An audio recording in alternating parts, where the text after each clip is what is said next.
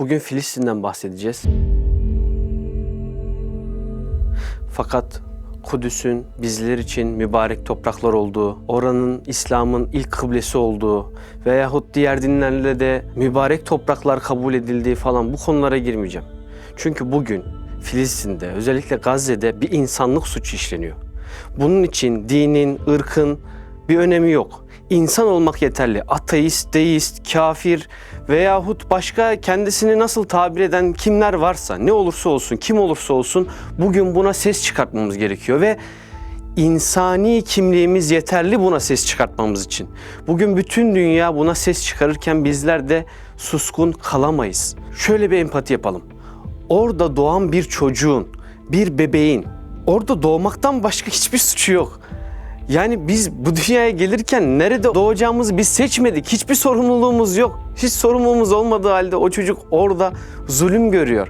Yani nasıl böyle bir şeye sessiz kalabiliriz? Veya nasıl böyle vicdansızca bir karar alınıp oradaki insanlar bombalanabilir? Bakın en son internette veya televizyonlarda denk geldiğimiz bir videoda su tankını hedef alıyorlar. Su tankından su içmeye gelen çocuklar hedef alınıyor. Su içmeye gelen çocuklar bombalanıyorlar.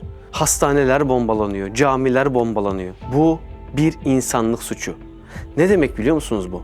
Uluslararası savaş kuralları vardır. Savaşta bile yapılamayacak şeyler vardır. Çünkü insanlık buna el vermez.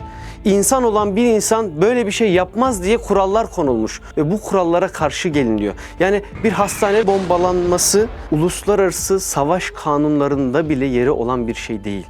Orada bile yasak olan bir şey. Şimdi birazcık da bu savaş kurallarının temeli nerelerden alınmış bir de ona bakalım. Kudüs'ün fatihi olarak bildiğimiz Selahaddin Eyyubi Hazretleri aslında bütün bu savaş kurallarının temelini oluşturur. O öyle delikanlıcasına Haçlılara karşı vuruşur ki karşı tarafta Haçlı ordularında efsanevi bir İmparator olarak bilinir Selahaddin Eyyubi Hazretleri. Şöyle birazcık Selahaddin Eyyubi'yi hatırlayalım ilk önce. Ondan sonra 3. Haçlı Seferi'nden bahsedeceğim. Selahaddin Eyyubi devleti yönettiği dönemlerde tebessüm etmediğine dair söylentiler dolaşır. Bir gün Cuma vaazında İmam bu konuya değinir. Devletin ne kadar üst mertebesinde yönetici de olsak mütebessim biri olmak Efendimizin sünnetidir diye o dönemin imamı vaazda bundan bahseder. Selahaddin Eyyubi Hazretleri anlar. Bunun kendisine söylendiğini anlar ve namazdan sonra o imamın yanına gider ve der ki Kudüs işgal altındayken ben nasıl gülebilirim? Rahat bir döşek yüzü bile görmez Kudüs'ü fethetmeden. Böyle bir dava insanıdır. Bütün hayatını Kudüs'ü fethetmeye adamış biridir. Ama böyle içi yanıp tutuşurken hiçbir zamanda insanlığından ve İslam'dan, mümin olmaktan, vicdanından uzak bir hareket yapmamıştır o savaşlarda. Fetih gerçekleşir, Kudüs'ü fetheder. Tabii ki Haçlı orduları durmaz. 3. Haçlı seferleri başlanır. Tekrar Avrupa'dan Papa bütün devletleri harekete de geçirecek yayınlamaları yapar ve 3. Haçlı Seferi başlar. Haçlı seferlerin özelliği şudur. Ordunun yanında halk da gelir. Yani oraya fethettikten sonra oraya yerleşecek halk da gelir. Yani orada çocuklar ve kadınlar da gelir Haçlı seferlerinde. Ve bu Haçlı ordusunun Kudüs'ü fethetmek için geldiği zamanlarda Selahaddin Eyyubi'ye karşı mücadele ederlerken o Haçlı ordusuyla gelen bir kadının çocuğu kaybolur. Tam 17 kişilik bir atlı birliğini Selahaddin Eyyubi Hazretleri o çocuğun bulunması için ayırır ve o çocuk bulunur, annesine teslim edilir. Daha sonra yine savaş esnasında Haçlı ordusunda kral olarak gelen kişinin atı öldürülür. Atı öldürülen krala 2 tane at daha gönderir. Bir krala bu şekilde savaşmak yakışmaz diye. Bunun gibi daha birçok efsanevi hadiseler gerçekleşir bu sefer sırasında. O yüzden Haçlı ordusundaki bazı insanlar, bazı edebiyatçılar bunu kaleme alır. Hala Fransız kaynaklarında Selahaddin Eyyubi'nin merhameti, şefkati, mükemmel bir kahraman olduğuna dair öyle eserler yazar ki şu an uluslararası savaş kanunlarının koyulmasına Selahaddin Eyyubi inanılmaz bir temel oluşturmuştur. Yani öyle bir komutan düşünün ki karşı tarafa savaştığı esnada tebliğ yapmaya devam etmiş. Bir Müslüman komutan nasıl savaşır? Bir insani değerlere sahip bir komutan nasıl savaşılır? Bütün dünyaya ders vermiş. Daha savaşırken bunu yapmış. O dönemki Haçlı ordusuyla gelen edebiyatçılar o kadar etkilenmişler ki böyle vasıflara sahip bir komutanın bir Müslüman değil de bir Hristiyan olmasını arzu etmişler. Öyle fantastik şeyler yazmışlar ki adeta haşa, yani Selahaddin Eyyubi hakkında vaftiz edildiğine dair böyle batıl şeyler bile yazdıkları olmuş. Neden? Çünkü böyle bir kahramanın Hristiyan olmasını istemişler. Şu an birkaç yıl önce, belki bir 10 yıl önce Cennetin Krallığı adlı filmde de zaten o kaynakların alındığı, kullanıldığı bir filmdir. Selahaddin Eyyubi Kudüs'ü fetheden komutan olmasına rağmen çok karizmatik bir lider olarak gösterilmiştir. Durum böyleyken bütün dünyaya tekrardan insanlığı gösterme zamanı gelmiş durumda. Biz bu zulmü silahsız insanlara yapmayacağız. Ama o silahlıların da cezasını inşallah bulması için elimizden ne geliyorsa yapacağız. Bakın bugün harekete geçip yaptığımız eylemler ile bu İsrail devletini destekleyen, bu orduları destekleyen firmalara zarar ettirmiş durumdayız. Böyle açıklamalar var artık. Yani bu ülkelerin marka değerlerinin kaybolduğu, ciddi değerler kaybettikleri artık biliniyor. Yani bu yaptığımız yayınlarla insanlar daha da bu bilindik markaları artık terk ediyoruz ve bunlara bir anlamda zarara uğratmış oluyoruz. Bunun dışında elimizden ne geliyorsa bunu yapmamız lazım. Hiç değilse bunu duyurmamız lazım birilerine.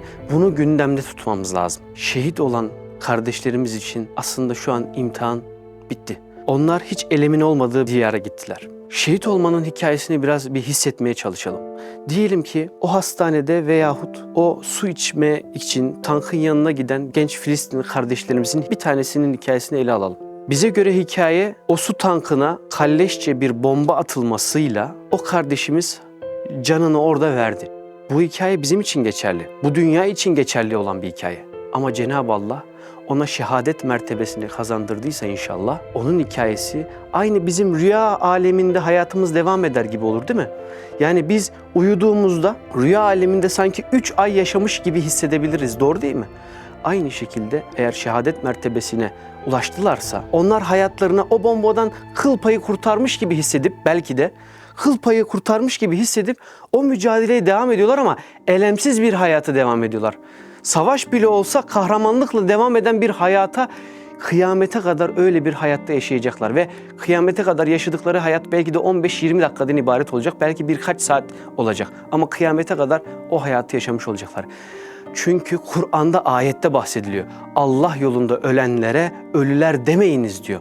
Onlar şehitlerdir diyor. Şehitlerin ölmediği hakikati Kur'an'da geçen bir hakikattir. O yüzden onlar bu dünyada şehadet mertebesini kazandı. En üst mertebelerden bir mertebe kazandılar. Onların imtihanları bitti. Elemsiz bir hayatta devam ediyor hayatları. Şimdi dönelim bize. Asıl sınav bizler için devam ediyor. Asıl bizim sınavımız bu mücadelenin neresinde yer alabilirim? Kudüs'ü fethetmek, bu güzel memleketi tekrardan huzura ulaştırmak, tekrardan insanların rahatça orayı ziyaret edebilmesini sağlamak için bizler ne yapıyoruz? Elimizden ne geliyorsa onu yapmak zorundayız. En azından bu gündemi unutmamak ve oradaki insanlara ne yapabiliyorsak, elimizden ne geliyorsa mücadeleye destek vermek zorundayız. Bunun için bir kere şunu gündemimize tutmamız gerekir. Kudüs bir İslam toprağıdır. Bunu unutmamak ve oradaki insanlara zulmün bir gün bitmesi için mücadele etmemiz gerekir. Bu işte bizim sorumluluğumuz. Üstad Bediüzzaman Said Nursi Hazretleri Müslümanlara seslendiği metinlerde aziz kardeşlerim diye hitap eder. Aziz kardeşlerim. Aziz, galebe edilemeyen, yenilmeyen manasını tanır. Yenilmeyen, yenilmezler. Ne demek yenilmezler?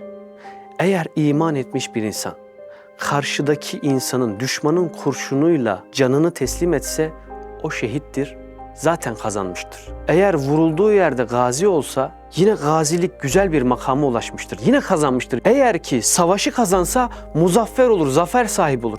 Yani 3 ihtimalle de Müslüman yenilmez. Müslüman yenilmezdir. O zaman imanımız ölçüsünde mücadele etmekle mesulüz. Ümitsizliğe düşmek diye bir şey bizim kitabımızda yazmaz. Ümitsizliğe düşüp hiçbir şey yapmamak, hiç bunu gündemde tutmamak, bu mücadeleyi ne yaparım diye hiç düşünmemek, asıl problem burada. Bu gündeme kafamızı çevirip başka yere bakmak değil mevzu. Önemli olan bu işin neresinden kamuoyu oluşturabilirim? Kimlere ulaştırabilirim bu mevzuyu? Ne kadar ses getirebilirim? Emin olun karşımızdaki millet korkak bir millet. Askeri de korkak. Sadece bomba atabilen, yanına yanaşıp fetih gerçekleştirebilen bir millet bile değil. Ama ve lakin bizler sessiz kaldıkça cesaret buluyorlar. Bizler en azından sesimizi duyurabildiğimiz kadar uzağa duyurmaya devam edeceğiz. Sizler de buna destek vermeye ihmal etmeyin.